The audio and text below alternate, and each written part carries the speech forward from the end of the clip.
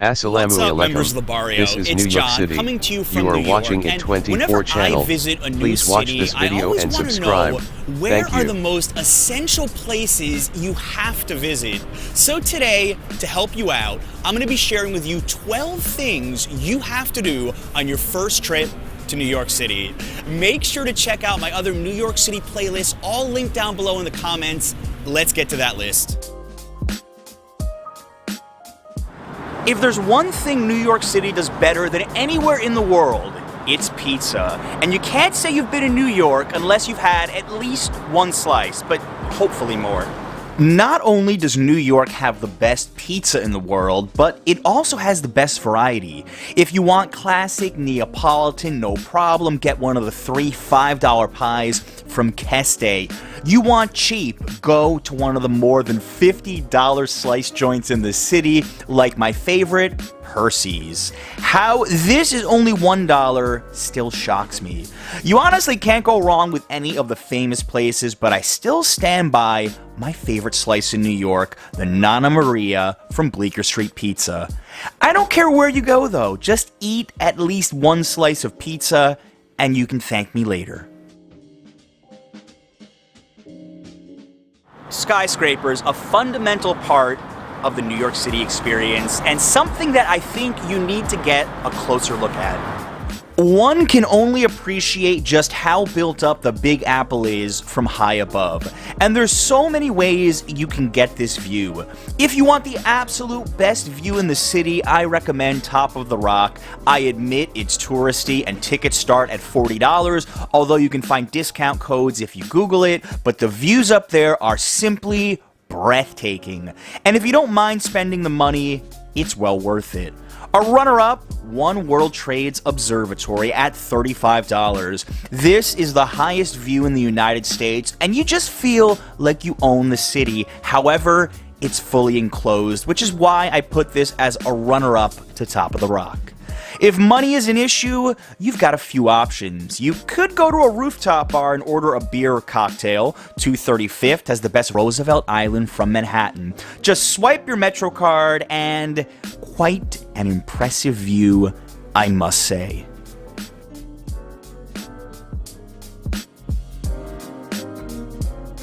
You're gonna do a lot of walking in New York City, but this is one iconic walk that everybody's gotta try at least once. I encourage you to come early in the day to do this unless you like huge crowds, but there's something special about walking slightly over 1 mile from Manhattan to Brooklyn. The views are fantastic and the photo opportunities endless. And when you get to the Dumbo neighborhood of Brooklyn on the other side, there's plenty to do. This is definitely not something to skip on your first trip. When you think of New York City, Times Square literally may be the first image that comes to mind. Now, as a resident, I try to avoid the place at all costs, but if you've never visited before, you've got to go at least once, an extra credit to do it at night. While most locals shudder at the thought of Times Square, there's something surreal about the bright lights and craziness of arguably New York City's most famous destination. You've got to knock this out at least once, and you should watch my tourist trap before midnight to see the Midnight Moment, the world's largest digital art display, which most have never even heard of. But just stop to take some photos and soak in the vibe. And once you've done it, you really don't need to come back unless you're bringing some friends on your second trip.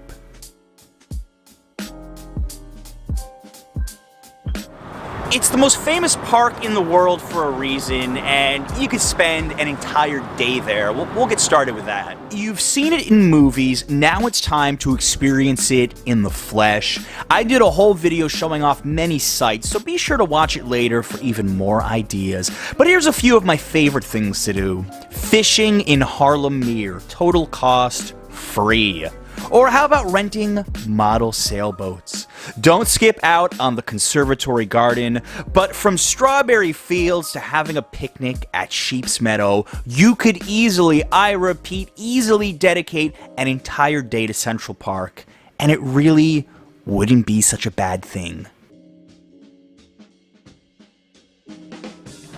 It's crowded, it's touristy, but on your first trip to New York City, you've got to visit. You've probably heard of it by now, a 1.5-mile elevated park almost hidden from the rest of Manhattan. While it's crowded, I have no problem accompanying my friends who are visiting because it's just so cool and the views are amazing. You could combine this with hopping around Chelsea art galleries on a Thursday night, or visit Chelsea Market nearby and eat some delicious tacos at Los Tacos #1.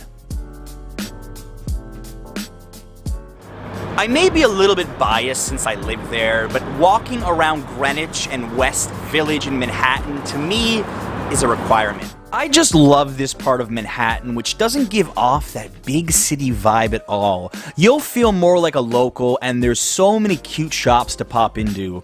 Try some coffee at Puerto Rico Importers, relax in Washington Square Park, and enjoy tons of live music. This area also has some of the highest concentration of pizza places in the world. If you like bookstores, Three Lives & Co. gives off a really cozy vibe. But if you ask me, just wandering the West Village is about as relaxing as it gets in Manhattan because there's more than enough hectic to go around. The Statue of Liberty may be the most famous icon of New York City, and there's a few ways that you can see it. I'm honestly not going to tell you to spend your money to go on a crowded boat just to see the statue a little bit closer. I always tell people to take the free Staten Island ferry, sit on the right side, and get a pretty decent view from afar. But if this is on your bucket list, then you need to do it right. My friend Jacob Carlson did a whole video on how to get inside the Statue of Liberty to go to the top of the crown, and I'm linking to it with a card above. It costs just $21.50, and you can only get it from the National Park Service website, but fair warning, this sells out months in advance as they limit it to just 500 tickets per day. This is definitely one of the more unique things you could do in New York, and a photographer's dream come true. In fact, save a ticket for me because I've never even gone inside. It's not very common to suggest visiting a transit hub, but Grand Central Terminal is more than just a place to catch a train. While nearly 1 million people walk through every day on their way to work, it's also a popular attraction because of its architecture and history. We can start with admiring the world's largest Tiffany clock on the exterior, or looking at the Zodiac mural up above, one of the city's finest pieces of public art. Of the Gilded Age. Talk to your friend on the other side at the Whispering Gallery, and just wander around one of New York's most famous landmarks. A little bonus tip, the basement food court has some really great options like Shake Shack and Magnolia Bakery.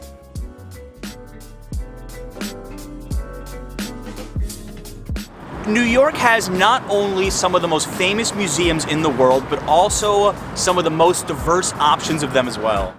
You could dedicate entire days just to visiting museums in the Big Apple. There's the really famous ones, and you should hit up at least one. MoMA, the Metropolitan Museum of Art, or the Natural History Museum. Of course, if you want to go off the beaten path, there's every type of museum imaginable, from City Reliquary, which houses all sorts of oddities in Brooklyn, to my personal favorite, the Transit Museum, where you can sit in old subway cars. But whatever your taste is, there's a museum for you in New York.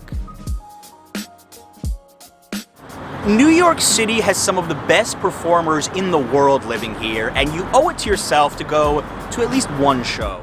I know tickets can be expensive, but I really push any visitor to New York to try to go at least once.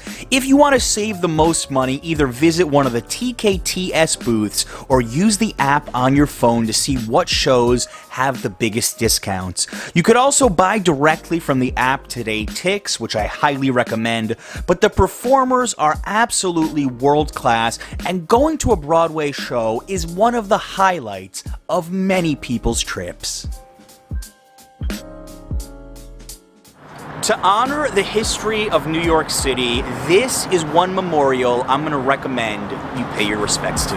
I admit visiting here is a sombering experience, but honoring the many men, women, firefighters, first responders, and police officers that gave their lives that day is, as far as I'm concerned, a requirement for visiting New York City. The memorial houses twin reflecting pools and is absolutely stunning.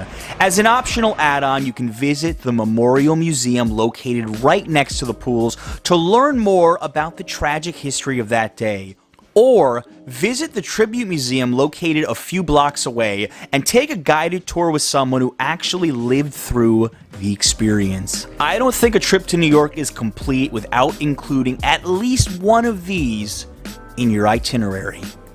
Be sure to check out my other New York City content, all linked down below in the description. Tons of ideas, tips, and tricks for things to do on your first trip or any trip to New York City. Also, tell me in the comments if I missed anything. Is there something that you really need to do on that first trip to New York City? I'm curious, guys. Thank you so much for watching. Thank you I hope you like this video.